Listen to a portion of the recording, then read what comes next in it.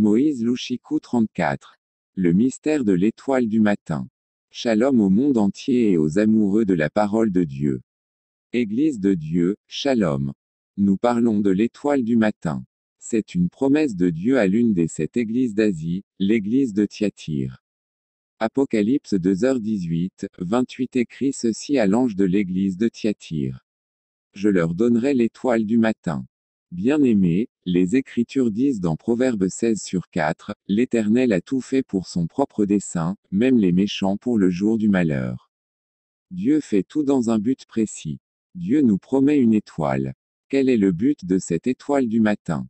Nous voulons entrer davantage dans la compréhension prophétique de cette étoile du matin. L'étoile du matin a fait l'objet de nombreux sermons d'exposition et d'enseignement, mais je voudrais approfondir la compréhension prophétique de l'étoile du matin pour l'édification de l'Église du Christ. Prions, Dieu de gloire, c'est le moment où nous voulons partager ta parole.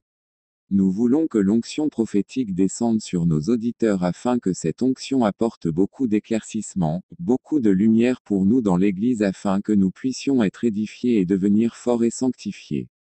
Au nom puissant de Jésus-Christ qui est un nom merveilleux, Amen. Chers bien-aimés, Jésus promet de donner à l'Église une étoile ou plutôt l'étoile du matin. Avant d'aller plus loin, parlons d'Abraham avant d'aller dans les profondeurs de la révélation. Dieu dit à Abraham de sortir et c'est une nuit qu'Abraham sortit. Dieu lui dit, lève les yeux et regarde les étoiles, telle sera ta postérité. Genèse 15/5 Alors Dieu conduisit Abraham dehors et dit, regarde le ciel. Regarde les nombreuses étoiles, il y en a tellement que tu ne peux pas les compter. Ta famille sera comme cela. Et c'est ainsi que commence cette histoire prophétique. Abraham notre père est sorti. Il a levé les yeux et il a vu les étoiles. Mais, étrangement, les étoiles symbolisent les enfants d'Abraham. Comment expliquer les paroles de Satan lorsqu'il dit qu'il montera sur son trône parmi les étoiles de Dieu?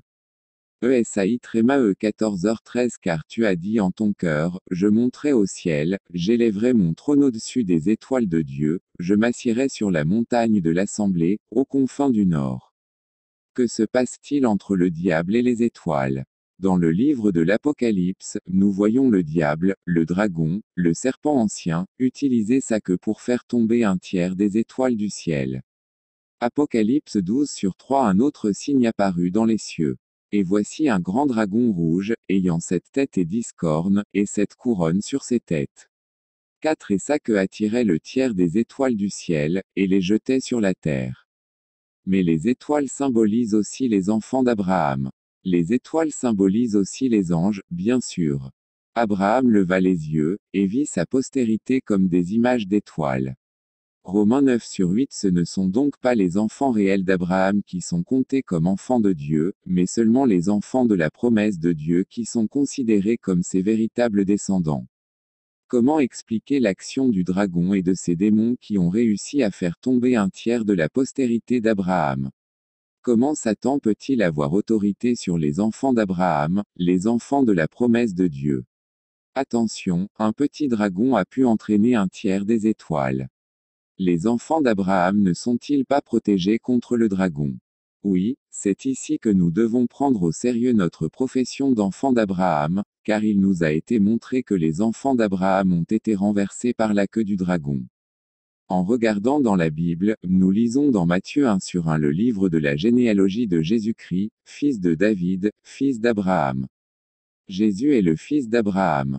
Si Jésus est le fils d'Abraham, il est aussi l'une des étoiles qui Abraham a vu cette nuit-là. Jésus a dit dans Jean 8h12, Je suis la lumière du monde.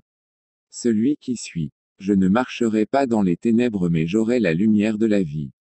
Dans la chronologie de la naissance de Jésus, il y a 2 générations, la génération avant Jésus et la génération après Jésus.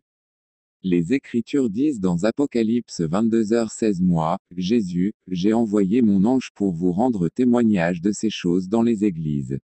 Je suis la racine et la postérité de David, l'étoile brillante et l'étoile du matin. Jésus est l'étoile brillante et matinale. Pour la génération qui a précédé la naissance de Jésus, la vision d'Abraham voyant les étoiles du ciel est une prophétie de l'étoile brillante et matinale. Pour la génération qui a suivi la naissance de Jésus, Jésus est l'accomplissement de la prophétie de l'étoile brillante et matinale. Ainsi, avant l'accomplissement de cette prophétie, ceux qui attendaient cet accomplissement n'étaient pas les chrétiens mais les croyants. Il s'agissait de croyants qui n'avaient pas encore reçu la promesse, car cette prophétie ne pouvait avoir de valeur et s'accomplir qu'avec la venue et la présence du Christ. Les Écritures disent dans Hébreux 11h13 que tous ces gens sont morts par la foi, n'ayant pas reçu les promesses, mais les ayant vues de loin.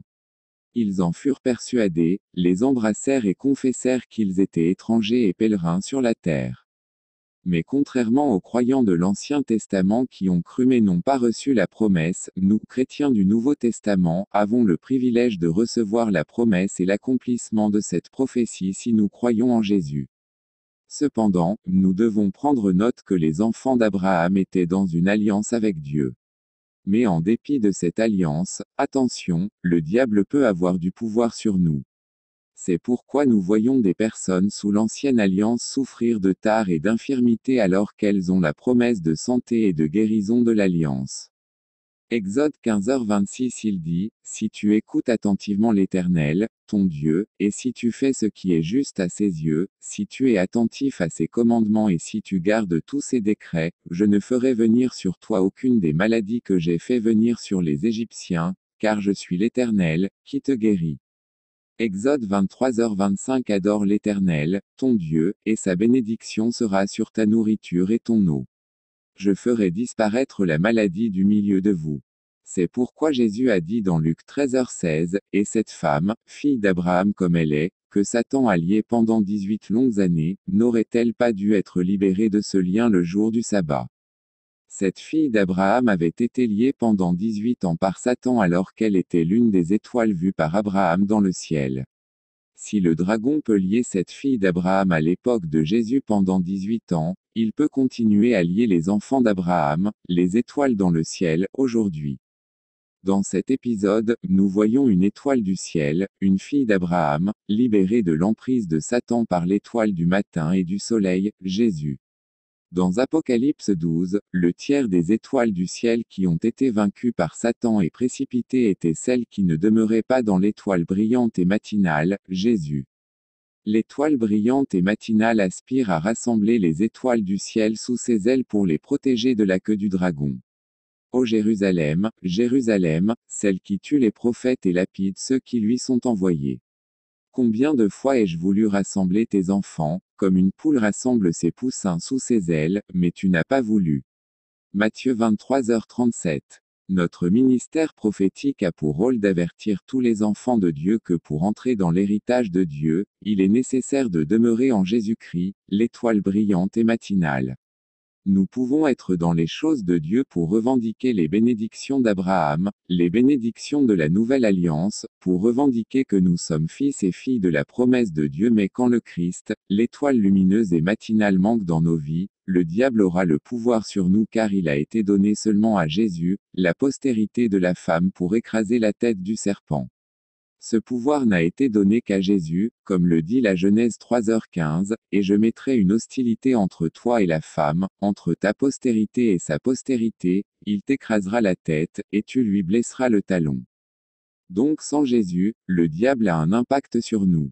C'est pourquoi dans le ministère, c'est pourquoi dans notre prédication nous devons montrer que Jésus est la semence qui a écrasé la tête du serpent et pour être à l'abri de la queue du dragon, il faut appartenir à Jésus. Nous pouvons être les étoiles du ciel et pourtant être dans l'obscurité. Nous pouvons appartenir à Abraham mais être vulnérables dans un monde de ténèbres si nous n'avons pas Jésus. En termes terrestres, une star est quelqu'un qui est célèbre et qui est adulé par des millions de personnes. Mais vous pouvez être une personne célèbre mais sans Jésus, vous serez à la merci des démons. Ces étoiles qui symbolisent les enfants d'Abraham sont faciles à traîner du ciel à la terre si elles sont dans les ténèbres et non pas en elles l'étoile brillante et matinale. De nombreux enfants d'Abraham sont dans les ténèbres sans s'en rendre compte. 1 Jean 1/6 Si nous disons que nous sommes en communion avec lui et que nous marchions dans les ténèbres, nous mentons et nous ne pratiquons pas la vérité. 1 Jean 2/9 Celui qui dit être dans la lumière et qui est son frère est dans les ténèbres jusqu'à présent. 1 Jean 2h11 Mais celui qui est son frère est dans les ténèbres, il marche dans les ténèbres, et il ne sait où il va parce que les ténèbres ont aveuglé ses yeux. Apocalypse 12 parle du temps de tribulation qui vient sur l'Église. Le tiers des étoiles du ciel qui ont été précipitées sur la terre par la queue du dragon sont les enfants d'Abraham qui sont dans les ténèbres et non pas l'étoile brillante et matinale qui brille en eux et ils passeront par la grande tribulation. Apocalypse 12/4, 12 Et sa queue attira le tiers des étoiles du ciel, et les jeta sur la terre.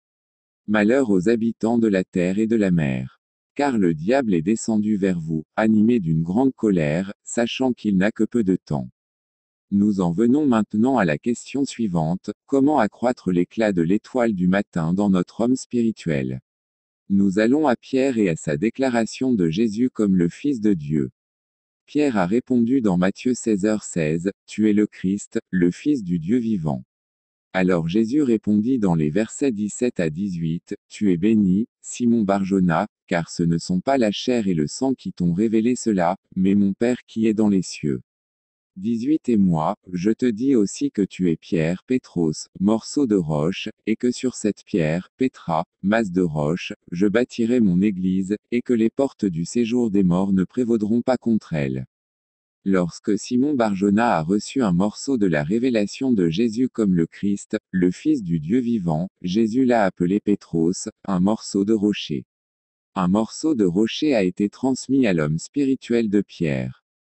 Cependant, il ne suffit pas d'être un Pétros ou de n'avoir qu'un seul morceau de révélation, car nous voyons que Satan pouvait facilement jeter une pensée dans l'esprit de Pierre et Jésus l'a réprimandé au verset 23. Mais il se retourna et dit à Pierre, Satan, va-t'en derrière moi, tu m'offenses, car tu ne penses pas aux choses de Dieu, mais à celles des hommes. Les portes de l'enfer ont facilement prévalu contre Pierre parce qu'il n'avait qu'un seul élément de révélation. Plus tard, nous constatons que Pierre a vacillé et a même renié Jésus 3 fois. Il n'était pas un Pétros fort.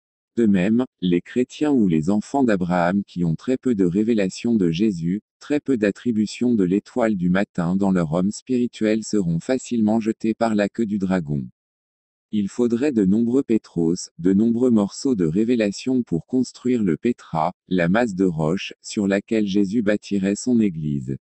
Le chrétien doit constamment lire, étudier, méditer, se nourrir de Jésus, de ses noms, de son caractère, de ses paroles pour accumuler beaucoup de révélations de Jésus jusqu'à ce qu'intérieurement il devienne un pétra, une masse de roche. Cette étude et cette méditation constante sur Jésus doivent être faites dans l'esprit, comme Jésus l'a dit dans Jean 16h14, le Saint-Esprit me glorifiera, car il recevra de moi, et vous le montrera. Ce n'est que lorsque le chrétien est devenu un pétra, un rocher massif de révélation, qu'il a en lui la plénitude de l'étoile brillante et matinale que les portes de l'enfer ne prévaudront pas contre lui, que la queue du dragon ne pourra pas le précipiter sur la terre pendant le temps de la tribulation. Luc 5/4 Or, ayant laissé parler, il dit à Simon, Lancez-vous dans l'abîme, et jetez vos filets pour la pêche. 5 Et Simon lui répondit, Maître, nous avons peiné toute la nuit, et nous n'avons rien pris, mais à ta parole, je jetterai le filet. 6 Et quand ils eurent fait cela, ils fermèrent une grande quantité de poissons, et leur filet se rompit. Pierre a peiné toute la nuit et n'a rien attrapé.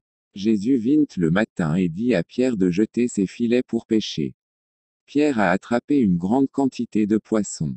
C'est un signe prophétique que sans Jésus, sans sa parole, nous ne pourrons pas pêcher de poissons, c'est-à-dire gagner des âmes.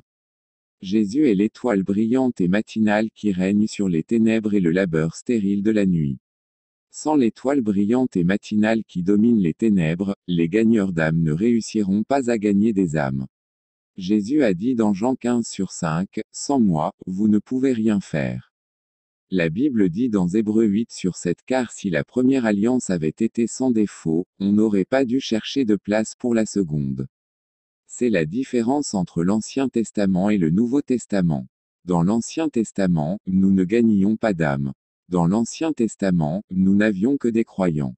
Quel genre de croyants? La différence est que les croyants sont sans pitié et qu'ils ont pris des pierres pour les jeter sur la femme adultère. Dans Jean 8/4 ils disent à Jésus, Maître, cette femme a été prise en flagrant délit d'adultère. 5 Or Moïse, dans la loi, nous a prescrit de lapider une telle femme, mais vous que dites-vous? Le verset 7 dit, comme il continuait à l'interroger, il se leva, et leur dit que celui de vous qui est sans péché lui jette d'abord la pierre. C'est l'Ancien Testament, c'est la loi de Moïse. Chaque fois qu'il surprenait quelqu'un en train de commettre un péché méritant la mort, il jetait des pierres aux pécheurs. Pourquoi faisait-il cela? L'Ancienne Alliance leur avait ordonné de le faire. Il condamne les pécheurs. Il ne gagne pas d'âme. Mais sous la Nouvelle Alliance, nous sommes les pécheurs d'hommes, nous sommes des gagneurs d'âme, nous sommes des moissonneurs, nous sommes des ministres de la réconciliation, nous sommes des intercesseurs pour sauver les âmes. Nous ne mettons personne à mort pour avoir enfreint les commandements. C'est pourquoi même le déluge au temps de Noé était prophétique. Le déluge est arrivé et les poissons ne sont pas entrés dans l'arche. Pourquoi Noé n'a-t-il pas fait entrer les poissons? Parce que l'époque de Noé était encore la nuit, prophétiquement parlant. La nuit, l'Église ne va pas encore gagner des âmes. Cette nuit-là, Pierre n'allait pas encore pêcher les poissons. Le labeur nocturne de Pierre est une image de l'Ancien Testament. Dans l'Ancien Testament, les croyants ne sortent pas pour gagner des âmes. Bien-aimés dans le Seigneur. Ici, Jésus initiant Pierre à la pêche fructueuse et la prophétie de l'Église à une pêche matinale. Jésus initie Pierre à la pêche du matin, parce que Jésus est l'étoile brillante et matinale.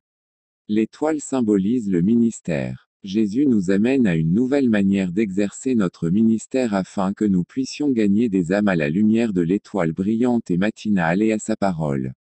Lorsque Paul a écrit dans Colossiens 1h13, il nous a délivrés de la puissance des ténèbres et nous a transportés dans le royaume du Fils de son amour, ce verset ne signifie pas seulement le salut mais s'applique également aux ministres de l'Évangile pour sortir du ministère nocturne stérile pour faire un ministère fructueux dans la lumière de l'étoile brillante et matinale.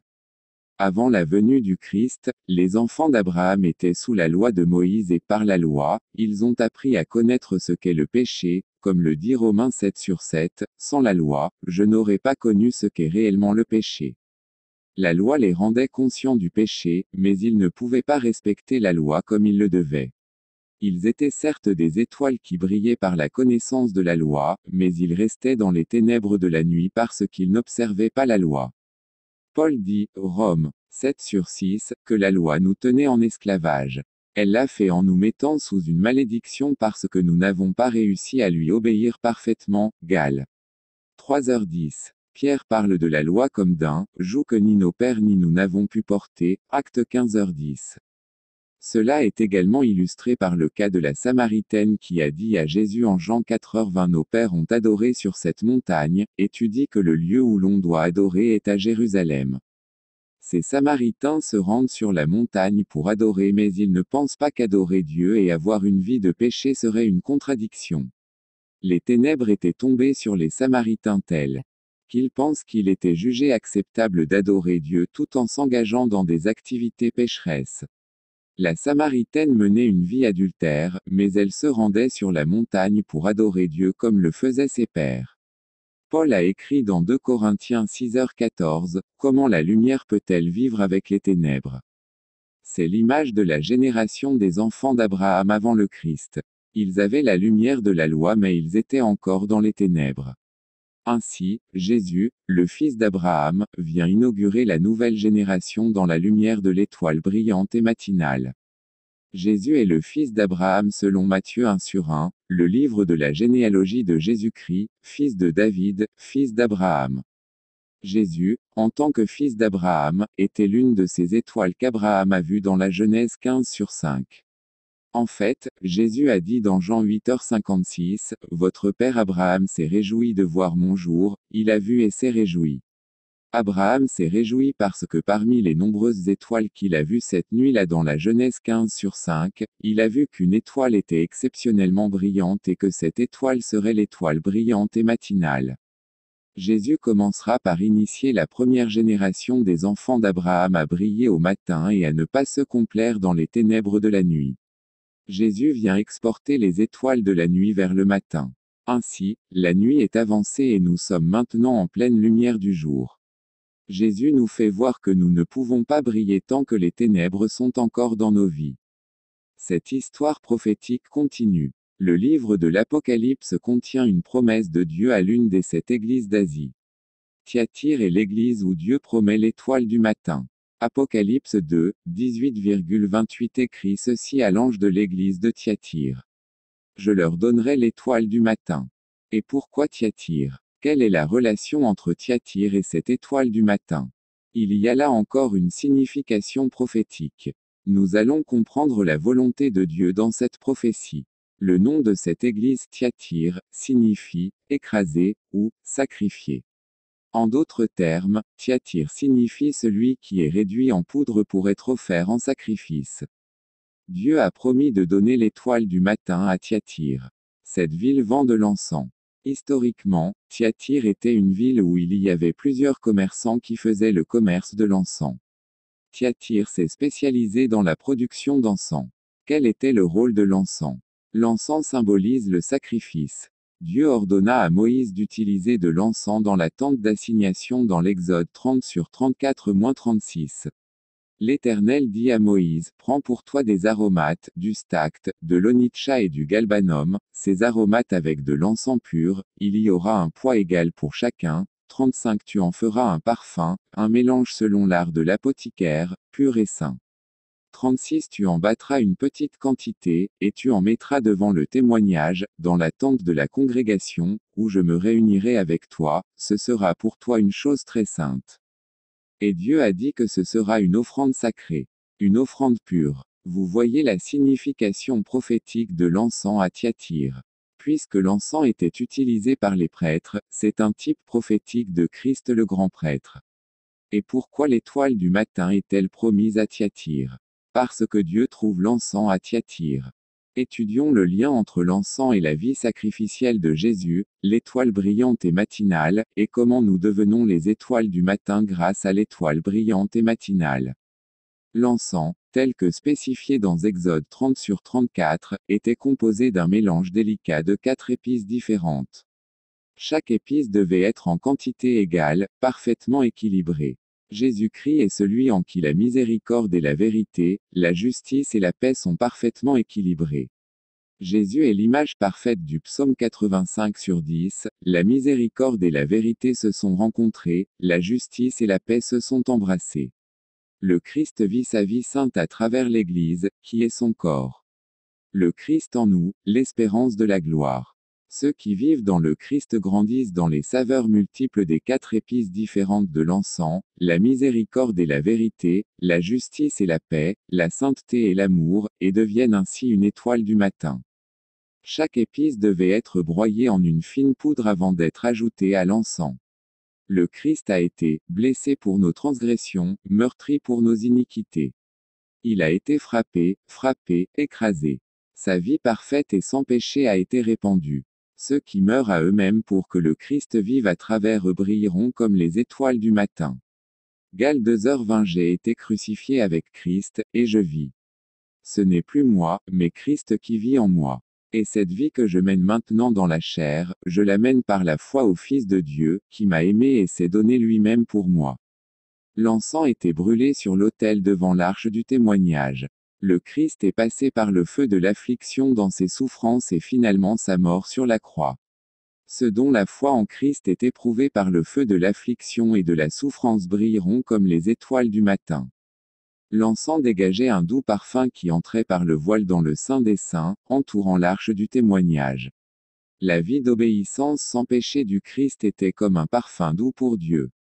En Christ, nous devenons un parfum doux pour Dieu, comme le dit 2 Corinthiens 2h15, car nous sommes pour Dieu le parfum doux de Christ, parmi ceux qui sont sauvés et ceux qui périssent.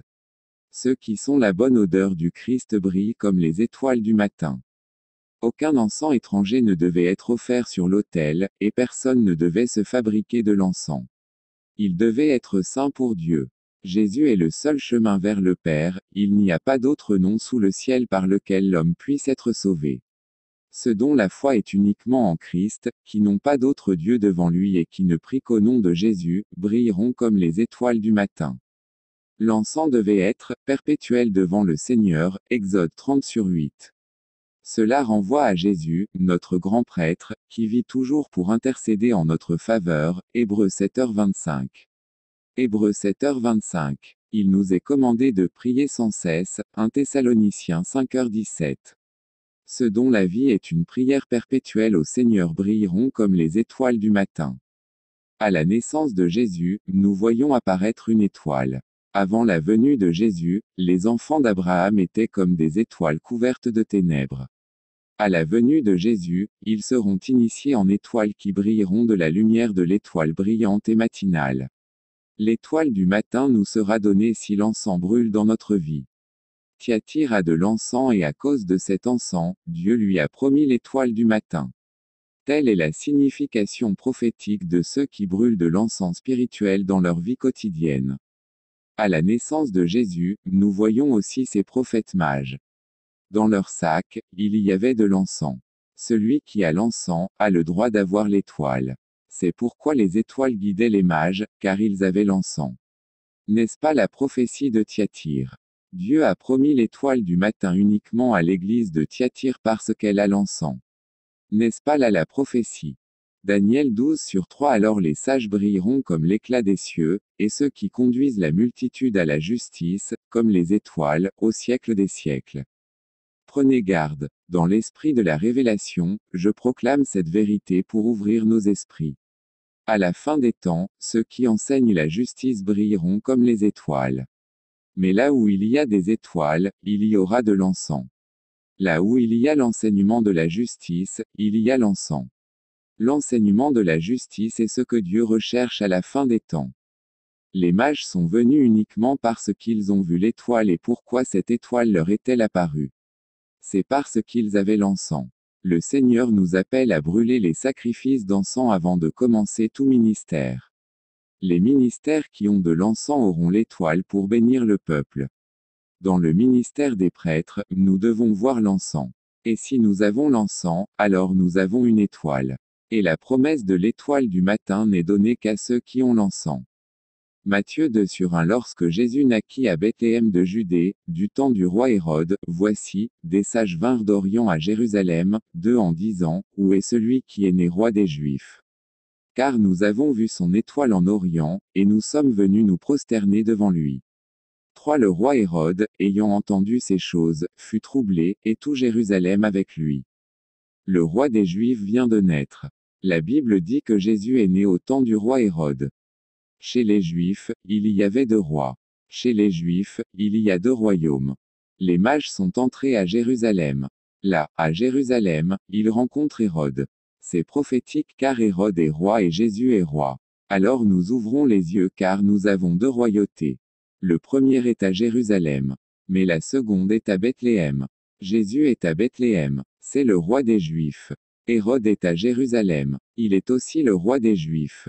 Et nous allons voir entre les deux qui sont en Israël, les 2 semences, la semence de Satan et la semence de Dieu, et les 2 sont en Israël au même moment. Les mages vinrent et dirent, il n'y a pas d'étoile à Jérusalem. Ils continuèrent leur chemin jusqu'à Bethléem. Et là, ils ont adoré Jésus-Christ parce que l'étoile est venue sur Bethléem. Alors, les mages sont allés à Bethléem. Ils se sont agenouillés. Ils ont adoré le roi des Juifs. Le roi Hérode à Jérusalem, la ville de la paix, représente ces ministères d'aujourd'hui qui prétendent donner la paix. Ils prêchent la prospérité, l'hyper-grâce et l'évangile, bénis-moi. Ils prétendent prêcher la parole de Dieu. Mais tout comme Hérode n'avait pas d'étoile, ces nombreuses églises et ministères n'ont pas non plus d'étoile. Il y a des églises et des ministres qui nous promettent la paix. Il y a des gens qui nous promettent la prospérité.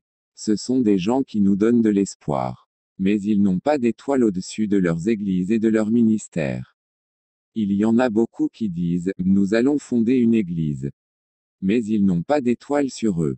Ouvrez vos yeux. La guerre a commencé. Nous avons affaire à des gens qui apparemment nous apportent la paix mais ils n'ont pas d'étoile. C'est pourquoi le vrai roi des Juifs est venu. Il est à Bethléem. Le roi de Jérusalem n'a pas d'étoile. Mais le roi de Bethléem a l'étoile. Le premier roi est venu par le pouvoir des hommes, les Romains. Le premier roi a été commandé par des hommes, les Romains. L'autre roi a été envoyé par Dieu. L'enfant Jésus est là-bas, dans une caisse ouverte dans laquelle on met du foin et de la nourriture pour les animaux. Il est le roi de Bethléem. En hébreu, Bethléem signifie la maison du pain. Jésus est le pain du ciel, Jean 6, 50,58, le pain de vie, Jean 6, 35,48, le pain de Dieu, Jean 6h33. Il est la nourriture qui transforme les brutes en saints. Il y a une étoile au-dessus de lui, même s'il est pauvre.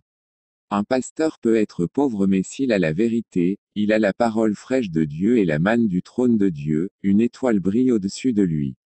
Il a l'étoile du matin parce qu'il est l'encens qui brûle à l'arche du témoignage où Dieu dit, « Je te rencontrerai ». Exode 30/36. Les mages sont venus d'Orient, de l'Est. L'Est de Jérusalem, l'Est d'Israël, c'est Babylone. Les mages ont quitté Babylone pour venir à Bethléem où se trouve l'étoile. Si nous voulons avoir l'étoile du matin, nous devons quitter Babylone. Nous devons quitter le lieu où se trouvent les démons. Nous devons quitter les pratiques babyloniennes.